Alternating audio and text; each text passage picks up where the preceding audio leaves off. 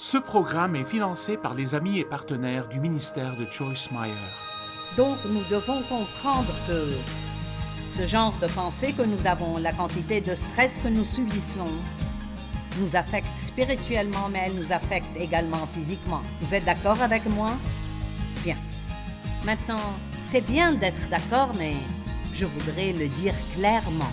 Je fais cela afin que vous preniez la décision d'apporter des changements.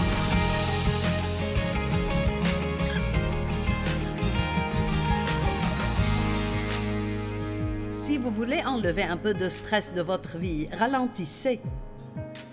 Si vous prenez des notes, écrivez, ralentissez et vous devriez peut-être faire 10 ou 20 signes et les mettre partout dans votre maison. Doucement, doucement, doucement, doucement. Amen? Ma famille me taquine, même si ce n'est vraiment pas drôle. Mais ça montre comment je suis. Je suis toujours prête pour la prochaine chose avant le temps. Et donc, quand je suis à mi-chemin de chez moi, je sors mes clés, je suis prête à ouvrir la porte quand j'arrive. Et ma fille me prend à beaucoup d'endroits et elle me dit « Maman, pourrais-tu, s'il te plaît, attendre que je gare la voiture avant d'ouvrir la porte et d'essayer d'en sortir ?» Et je fais ça, je mets la main sur la poignée de la porte. Je veux dire, je ne suis peut-être rien d'autre, mais je suis prête.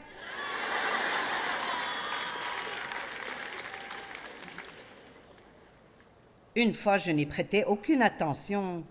Et nous louons des voitures ici et là, nous louons beaucoup de voitures blanches. Et la voiture dans laquelle ils me conduisent est une voiture blanche. Un jour, je suis sortie d'un restaurant à St. Louis et je suis rentrée dans une voiture blanche.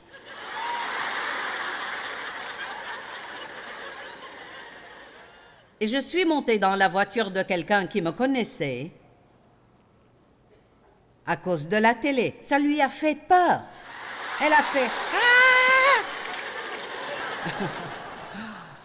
« Ah !»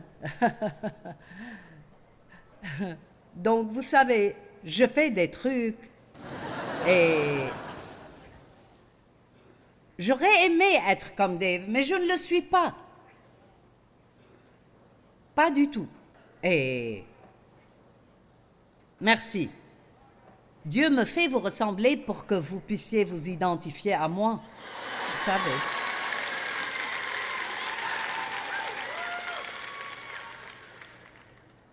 Oh, je pensais que tu étais Dave, mais tu ne l'es pas. Chaque pensée et chaque parole est une graine qui produit quelque chose dans notre vie. L'homme caché du cœur est la partie la plus importante de nous, mais il ne restera pas caché pour toujours.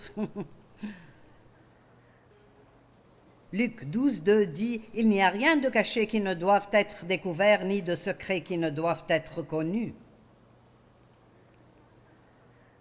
D'accord, maintenant, j'ai un livre que j'ai depuis 1976. Il s'intitule « Viens avec moi, ma bien-aimée ». Je ne sais pas si quelqu'un l'a lu ou pas, mais je veux vous en lire quelques phrases. C'est un peu comme un livre de dévotion. Comment puis-je vous guérir le corps alors qu'il y a de l'anxiété dans votre esprit?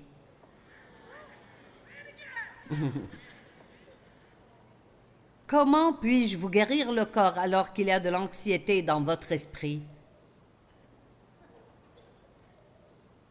Vous ne pouvez vous inquiéter tout le temps et être en bonne santé. Tant que vous avez des pensées malsaines, il y aura des maladies dans votre corps.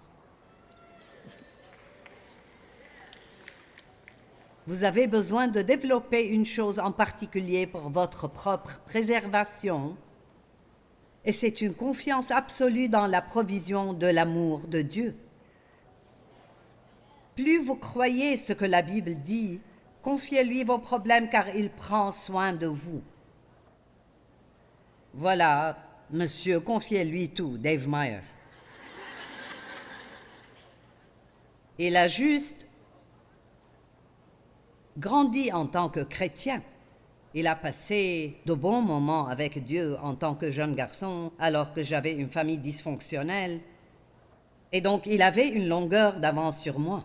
Et vous ne pouvez pas changer la façon dont vous avez été élevé.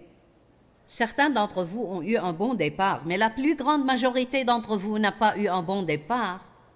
Parce que le diable commence à essayer de travailler dans nos vies très tôt. Et écoutez, si vous avez eu des parents formidables, qui vous ont encouragé et bien élevé, vous devez vous prosterner et remercier Dieu.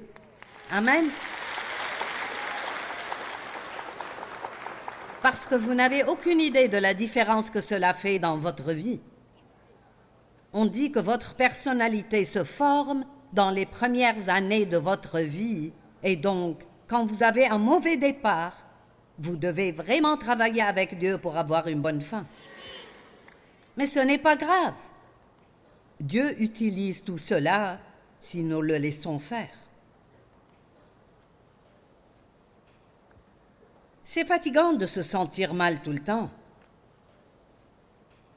Dieu veut que nous nous sentions bien pour que nous puissions être énergiques et passionnés et vivre pleinement notre vie. Quand vous êtes stressé, cela vous rend grincheux et difficile à vivre, et ça vous donne des maux de tête et toutes sortes de problèmes. Et nous courons chez le médecin et nous prenons une autre ordonnance et une autre, et puis ils commencent tous à se battre entre eux. Allez. Voilà. Venez à moi, vous tous qui êtes fatigués et courbés sous un fardeau, et je vous donnerai du repos. Ce n'est que lorsque votre esprit est au repos que votre corps peut développer la santé. Donc, si vous êtes malade et vous essayez de travailler avec Dieu pour vous rétablir, l'une des choses que vous devez apprendre à faire est de ne pas vous inquiéter, même concernant votre santé.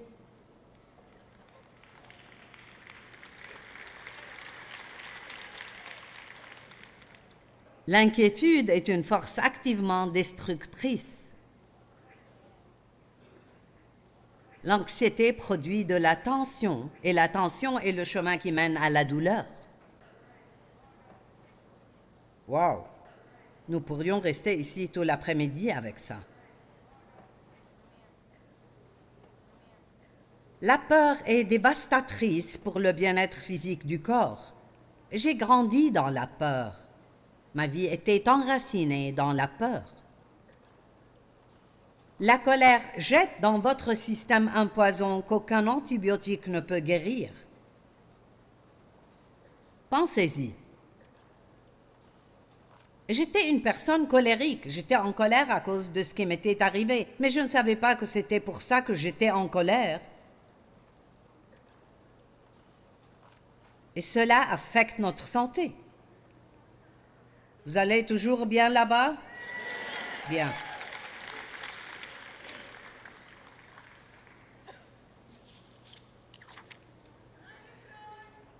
Merci, je vous aime aussi. Continuez à m'aimer à travers ça. D'accord. Proverbe 14:30, je vais vous le prouver à partir de la parole. Un cœur et une pensée paisibles sont la vie et la santé du corps. Qu'est-ce que je disais? Mais nous lisons cela sans même l'appliquer à notre propre vie. Mais, et si nous appliquions cela à notre vie, avez-vous la pensée et le cœur calme et tranquille? Combien de temps passez-vous en colère? Combien de manque de pardon avez-vous dans votre vie? Combien vous dépêchez-vous? Combien de stress avez-vous? Que passez-vous du temps à faire dans votre vie qui ne porte aucun fruit et que vous pourriez arrêter et vous donner plus de temps? Mais vous ne le faites pas pour une certaine raison. Plus vous le faites, plus vous devenez accro à cela.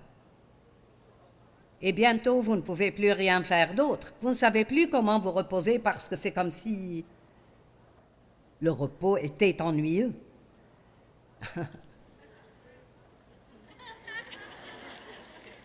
Un cœur et une pensée paisibles sont la vie et la santé du corps, tandis que l'envie, la jalousie et la colère, donc la fureur, sont la carie des os. Wow! Quelles sont les émotions négatives qui peuvent affecter votre santé? J'ai en fait une belle petite liste ici. La colère, la jalousie, l'envie, l'apitoiement sur soi, le manque de pardon, la haine, le ressentiment, la peur, l'amertume, le découragement, le désespoir, la détresse, le mécontentement, les plaintes, le jugement, l'esprit critique. Juste pour commencer. Votre énergie physique est un don de Dieu qui vous a été confié pour être utilisé pour sa gloire. C'est un péché de prendre ces dons et les dissiper par les trappes des mauvaises émotions et d'un tempérament aigre. Ne soyez pas une personne difficile. C'est mieux de ne pas avoir ce que vous voulez et de rester heureux. Allez.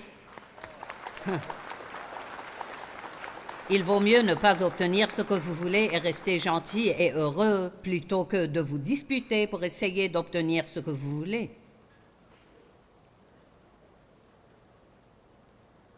Et je me parle à moi-même aussi.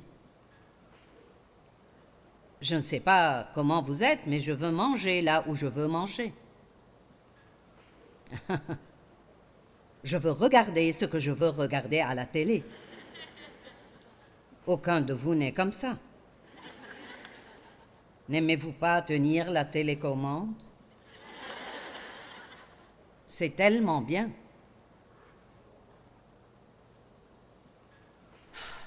Vous ne pouvez pas risquer de donner la liberté à vos pensées. Tout ce que vous semez dans votre vie de pensées secrètes, vous le récolterez. Semez l'amour et la gentillesse, et vous serez récompensé ouvertement. Semez la charité et le pardon, et vous récolterez cela. Semez la générosité, et vous ne vous sentirez jamais pauvre.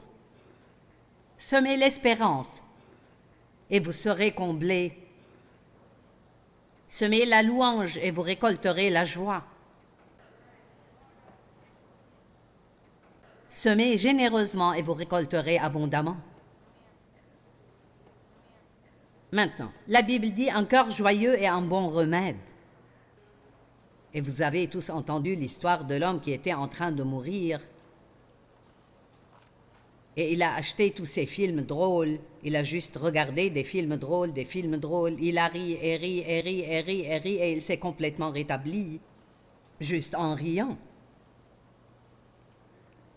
Et je me souviens d'une fois où j'avais très mal à la tête. Et j'étais assise à table avec un groupe de gens et quelqu'un a fait quelque chose de drôle et j'ai ri. Un de ces rires longs qui durent environ 5 minutes et j'ai remarqué que quand j'ai fini, je n'avais plus mal à la tête. Donc je crois que plus nous sommes heureux, plus nous sommes en bonne santé. Vous êtes d'accord avec moi? Et donc, même l'Église n'est pas obligée d'être...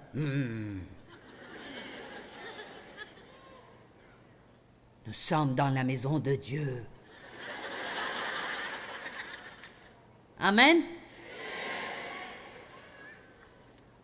Oh mon Dieu, si vous allez en ligne, ne cherchez pas tous les ragots, cherchez les trucs drôles. Il y a certaines des choses les plus mignonnes là-bas sur les enfants, des choses qui vous feraient rire à haute voix assis tout seul. Revenons au proverbe 17, 22. Un cœur joyeux est un bon remède, mais un esprit abattu dessèche les os. Il parle beaucoup d'os dans la Bible. Alors, mais vos os, si vous avez des problèmes dans vos os, alors vous avez des problèmes dans votre chair.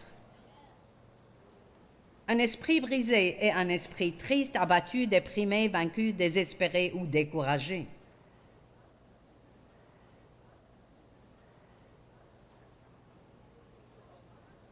Les os secs peuvent entraîner de l'arthrite et beaucoup d'autres maux. Psaume 109, 16 à 18. En effet, l'homme méchant, ne s'est pas souvenu d'exercer la bonté. Il a persécuté le malheureux et le pauvre jusqu'à faire mourir l'homme au cœur brisé. Donc ce n'est pas un gars très gentil. Il aimait la malédiction, qu'elle tombe sur lui. Il ne voulait pas de la bénédiction, qu'elle s'éloigne de lui, qu'il revête la malédiction comme un habit, qu'elle pénètre en lui comme de l'eau, comme de l'huile dans ses os.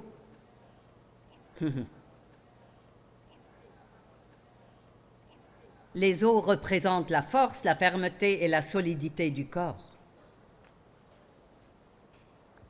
Une personne décrite comme ayant des os faibles serait quelqu'un de faible, de malade ou qui se sent toujours mal. Nous sommes un être tripartite et corps, âme et esprit, et chaque partie de nous affecte les autres parties. Votre pensée affecte vos émotions et elle peut affecter votre esprit. Un esprit plein de Dieu peut affecter votre corps, vos émotions et votre pensée. Donc nous devons comprendre que ce genre de pensée que nous avons, la quantité de stress que nous subissons, nous affecte spirituellement, mais elle nous affecte également physiquement. Vous êtes d'accord avec moi? Bien. Maintenant, c'est bien d'être d'accord, mais je voudrais le dire clairement. Je fais cela afin que vous preniez la décision d'apporter des changements.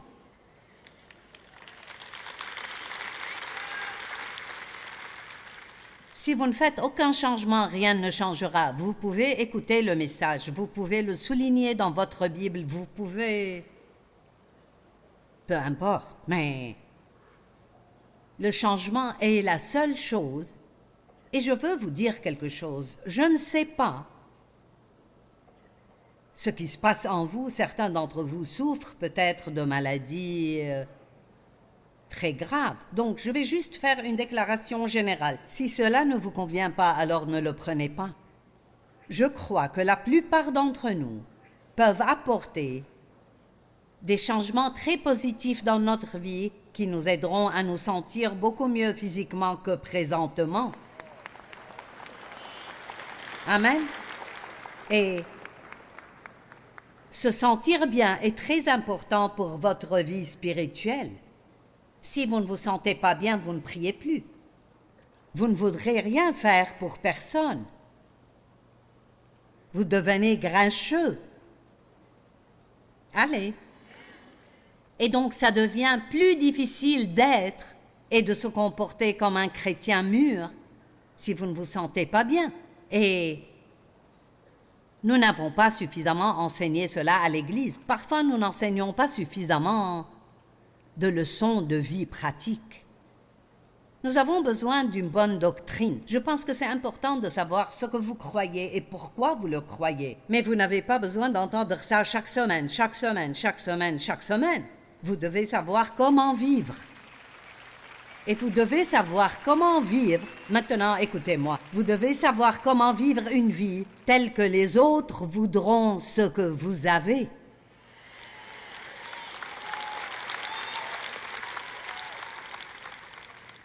Vous n'êtes pas obligé d'aller prêcher à tout le monde. Soyez simplement un chrétien. Vous pouvez aller à l'église et avoir un autocollant sur votre voiture et une croix autour du cou et un tatouage de Jésus. Vous pouvez avoir tout ça, vous savez. Il y a une histoire dans la Bible que j'aime vraiment. Jésus, elle dit qu'il avait faim et qu'il a vu un figuier au loin et il y avait des feuilles. Et il est allé chercher quelque chose à manger, mais il n'y avait pas de fruits. Alors il a maudit le figuier. Et je me sentais désolée pour ce figuier. Je pensais, ce n'était pas sa faute s'il n'a pas de fruits. Mais il y a une note dans la Bible amplifiée en bas, et elle dit que le figuier, quand il a des feuilles, est censé porter des fruits.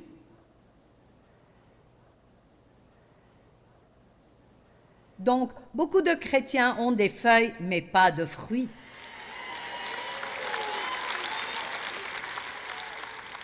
Ils ont l'autocollant, ils vont à l'église, Ils peuvent même prendre leur Bible au travail avec eux pour avoir l'air spirituel et se distinguer des autres déjeuners en lisant leur Bible. Cela fait que les gens détestent encore plus l'idée de servir Dieu parce qu'ils pensent qu'on ne peut pas s'amuser, ni rire, ni même sourire. Nous devons agir normalement, et je ne veux pas dire comme un pécheur agirait, mais nous devons juste. Nous sommes des gens. Et plus vous êtes heureux, plus les gens voudront ce que vous avez. Amen. Plus vous êtes gentil, plus les gens voudront ce que vous avez. Plus vous faites pour les autres, plus cela sera remarqué et les gens se poseront des questions. Et puis, quand vous commencerez à être gentil avec vos ennemis, maintenant nous sommes dans un territoire dangereux. Imaginez simplement si quelqu'un, à votre travail, vous a vraiment maltraité et vous êtes ce chrétien aimant qui veut servir Dieu de tout son cœur, peu importe le coût. Et vous entendez que sa voiture est tombée en panne. Et en fait, c'est un problème de moteur et il faudra 6 semaines pour le réparer. Et ils vont devoir prendre le bus au travail avec 3 correspondances. Et vous proposez à cette personne qui n'a pas été gentille avec vous, je pourrais venir te prendre et te ramener à la maison après le travail, même si c'est vraiment un grand détour. Maintenant, vous allez gâcher la journée du diable. Laissez-moi vous dire quelque chose. Romains 12, 21 est l'un des passages les plus importants de la Bible. Écoutez, c'est vraiment simple. Nous vaincrons le mal avec le bien.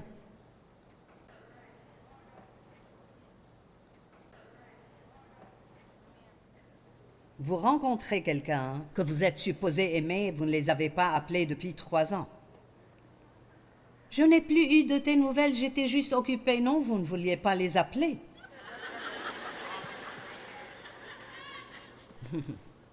La seule façon de vous libérer est d'être honnête avec vous-même. Vous ne pouvez pas être libéré en vous trompant vous-même, en raisonnant. Amen.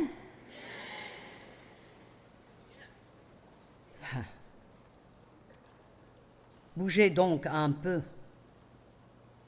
Quand j'ai commencé à m'exercer, Seigneur, quelle histoire! Je devais faire ce programme où vous suivez cette routine d'exercice à la salle de sport, puis vous rentrez et vous le faites pendant 6 semaines.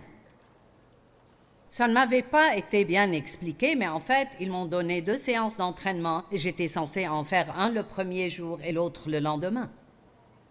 Je ne le savais pas, alors je faisais le tout tous les jours et ça me prenait 1h45. Et j'avais tellement mal que je devais tomber sur la toilette et prier pour pouvoir me relever.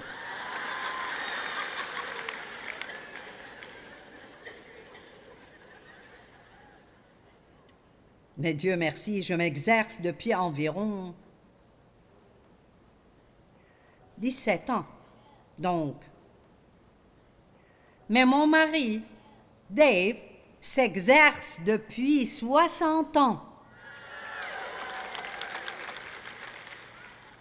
Certains d'entre vous diraient « J'aimerais ressembler à Dave quand j'aurai son âge. » Eh bien, il devait travailler.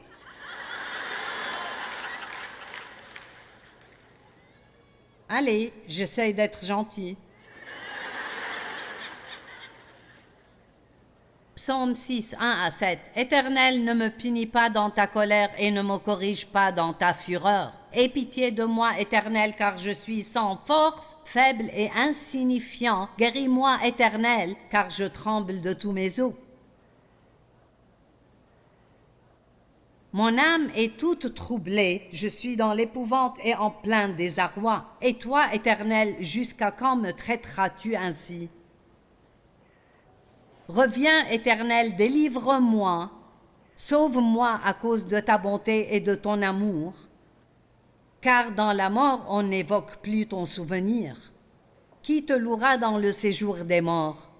Maintenant, écoutez, je m'épuise à force de gémir. Chaque nuit, mon lit est trempé de mes larmes, il est inondé de mes pleurs. Mes yeux sont usés par le chagrin.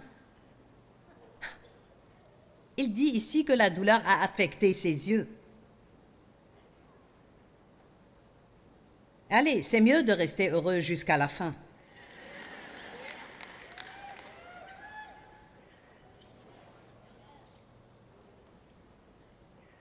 Psaume 32, 3. Tant que je me taisais, avant de confesser, mon corps dépérissait, je gémissais toute la journée. L'une des meilleures choses que vous puissiez faire au monde, c'est être honnête avec Dieu. N'ayez pas de péché dans votre vie que vous essayez de lui cacher. Sortez-le, sortez-le, la confession le sortira de vous. Et si vous le faites, ça l'empêchera de vous ronger. Je pense que nous manquons quelque chose dans ce verset de Jacques qui dit « Avouez-vous vos fautes les uns aux autres afin d'être guéris ».